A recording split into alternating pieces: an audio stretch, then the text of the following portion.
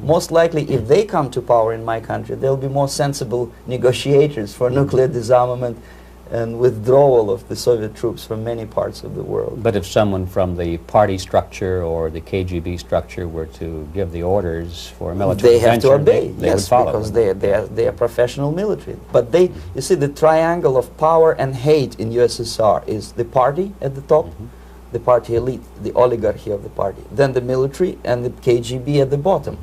They hate each other. And the most hated triangle, the most hated corner of the triangle is the Communist Party bureaucrats. They are the most adventuristic, senile megalomaniacs. They can start war. I wouldn't be surprised. Not the military. They know what war is. Yes. At least my father did. This is the picture taken at the entrance of my Institute of Oriental Languages. It's a part of Moscow State University. I graduated in 1963.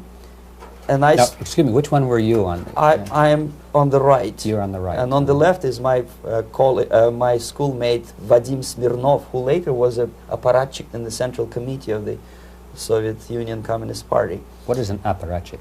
It's a functionary, something like civil service in British Empire. Someone who is never fired from the service. He stays there internally. He may not be promoted too high, but he's a dependable bureaucrat who will stay forever. I studied not only languages, but also history, literature, even music. I'm on this picture. I'm trying to learn how to play Indian musical instrument. I even tried to look like an Indian when I was second-year student. Not bad, right? Yes, actually, it was strongly encouraged by the instructors in my school, because the graduates of my school were later on employed as diplomats, foreign journalists, or spies. As every Soviet student, I was, quote-unquote, volunteering for harvesting grain in Kazakhstan. This is a biggest agricultural blunder of the Soviet government. But I didn't have much choice, of course, because the communist motto borrowed from the Bible says, "Those who do not work shall not eat." And you can see me eating, therefore I was working, and you can see how happy I was about it. I went through a very extensive physical and military training, including the military games in areas, suburban areas of Moscow. And here, for example, we are on a tour in Arkhangelsk area. And by the end of my training in school, I was recruited by the KGB. This picture was taken on that day, and you can see again how happy it feels to be recruited by the KGB. Our conversation with Yuri Alexandrovich Bezmenov, who is a defector from the Soviet Union, a former propaganda agent for Novosti and the KGB, will continue after this message.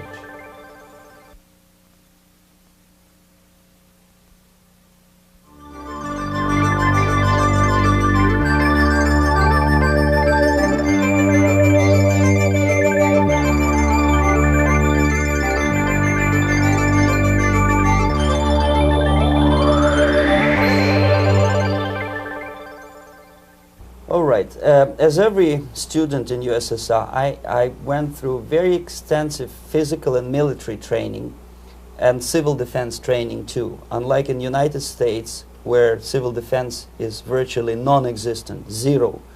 In USSR, every student, whatever his major subject, has to go through very extensive 4-year military and civil defense training. You can see me here with a group of students during one of the war games near Moscow. The main idea, of course, is to prepare a huge reserve army of the USSR. Each student has to graduate as a junior lieutenant. In my case, it was administrative and military intelligence service. My first assignment was to India as a translator with the Soviet Economical Aid Group, building refinery complexes in Bihar state and Gujarat state. At that time, I was still naively, idealistically believing that what I was doing contributes to the understanding and cooperation between the nations. It took me quite a number of years to realize that what we were bringing to India was a new type of colonialism, 1,000 times more oppressive and exploitative than any colonialism or imperialism in history of mankind. But at that time I was still hoping that, well, maybe it's not that bad, could be worse, and things may go for better.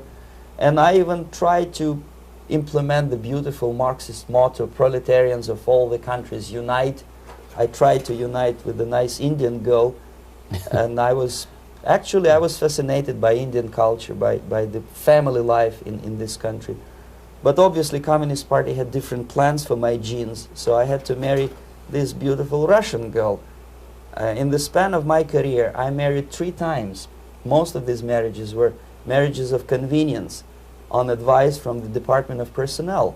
This is normal practice in USSR. When a Soviet citizen is assigned to a foreign job, he has to be married, either to keep family in USSR as hostages, or, if it's a convenience marriage like mine, so that the husband and wife are virtually informers on each other to prevent defection or contamination by decadent imperialist or capitalist ideas. In my case, I hated that girl so much that the moment I landed in Moscow, we were divorced, and I married later, second time. By the end of my first assignment in India, I was promoted to the position of public relation officer. You can see me here translating a speech by a Soviet boss. And you're on the right. I'm on the right here, yes. And the occasion was commissioning of the refinery complex in Bihar, Barauni. Back in Moscow, I was immediately recruited by Novosti Press Agency, which is a propaganda and ideological subversion front for the KGB. 75% of the members of the Novosti are commissioned officers of the KGB. The other 25 are, like myself, co-opted agents who are assigned to specific operations. In this particular case, you can see me talking to students of Lumumba Friendship University in Moscow. This is a huge school under the direct control of the KGB and Central Committee, where future leaders of the so-called national liberation movements are being educated and selected carefully. And some of them have absolutely, this, for example, is a group of students from Lumumba. They don't look like students at all. They look more like military, and that's exactly what they were. They were dispatched back to their countries to be leaders of the so-called national liberation movements, or to be translated into normal human language, leaders of international terrorist groups. Another area of activity when I was working for the Novosti was to accompany groups of so-called progressive intellectuals, writers, journalists, publishers, teachers, professors of colleges. You can see me here in Kremlin. I'm second on the left, with a group of Pakistani and Indian intellectuals. Most of them pretended they don't understand that we are actually working on behalf of the Soviet government and the KGB. They pretended that they are actually being guests, VIP intellectuals, that they are treated according to their merits and their intellectual abilities. For us, they were just a bunch of political prostitutes to be taken advantage for various propaganda operations. Therefore, you can see perfectly well the senior colleague of mine on the left doesn't really have that much respect on his face, and myself with a very skeptical smile, typical KGB sarcastic smile, anticipating another victim of ideological brainwashing. This is how a typical conference in Novosti headquarters in Moscow looked like. Sitting in the middle is Boris Burkov, the then director of Novosti Press Agency, high-ranking party bureaucrat in the Department of Propaganda. I am standing next to a famous Indian poet, Sumitranandan Pant. He was famous because he was an author. He was the author of a famous poem titled Rhapsody to Lenin. That's why he was invited to USSR, and everything was paid by the Soviet government. Pay special attention to number of bottles on the table. This is one of the ways to kill the awareness or curiosity of foreign journalists. One of my functions was to keep foreign guests permanently intoxicated the moment they land at Moscow airport. I had to take them to the VIP lounge and toast to friendship and understanding between the nations of the world. Glass of vodka, then a second glass of vodka. And in no time, my guests would be feeling very happy. They would see everything in kind of pink, nice color. And that's the way I had to keep them permanently for the next 15 or 20 days. At certain point in time, I had to withdraw alcohol from them so that some of them who are the most recruitable would feel a little bit shaky, guilty, trying to remember what they were talking last night. That's the time to approach them with all kind of nonsense, such as joint communique or statement for Soviet propaganda. That's the time they are the most flexible. And of course, what they didn't understand, they didn't realize or pretended not to realize, that myself, who was drinking together with them, was not drinking at all. I had ways to get rid of alcohol through various techniques, including special pills which were given to me by my colleagues. But they were taking it seriously. In other words, they would consume quite large volumes of alcohol and feel quite uneasy next morning.